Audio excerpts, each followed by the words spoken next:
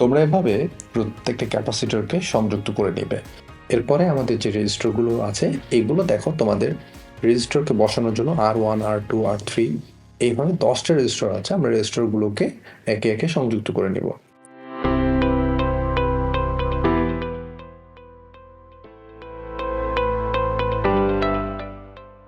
আচ্ছা, দেখো আমরা এভাবে একটা একটা করে সবগুলো রেজিস্টার কানেক্ট করে নিয়েছি।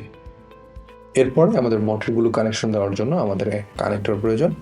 আমরা কানেক্টরগুলোকে একে একে সংযুক্ত করে নেব।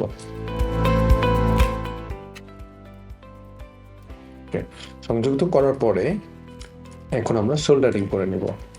ঠিক আছে,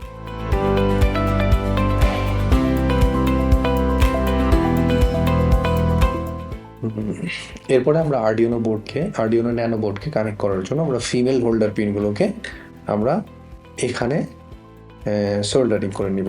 দেখো এখানে সুন্দর আরডিনো ন্যানোর হচ্ছে যে চিহ্নটি দেওয়া আছে, সেখানে আমরা এইভাবে বসিয়ে তারপরে আমরা সোল্ডারিং করে নেব।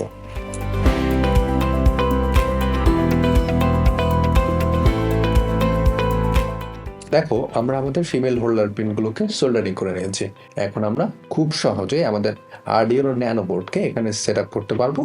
এই যে আমরা ইজিলি এখানে আমাদের আরডিনো ন্যানো বোর্ডটাকে সেট আপ করতে পারছি।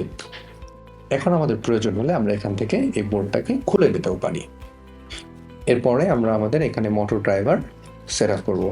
মোটর ড্রাইভারের জন্য ভালো করে খেয়াল করে দেখো যে এখানে একটা চিহ্ন আছে, তোমরা এটা খেয়াল করে দেখবা। এখানে একটা ডট আছে, এই ডটটাকে তোমার এই সার্কিটের ডটের সাথে মিলিয়ে তোমরা তোমাদের হচ্ছে মোটর ড্রাইভারটাকে ইনস্টল করে নেবে।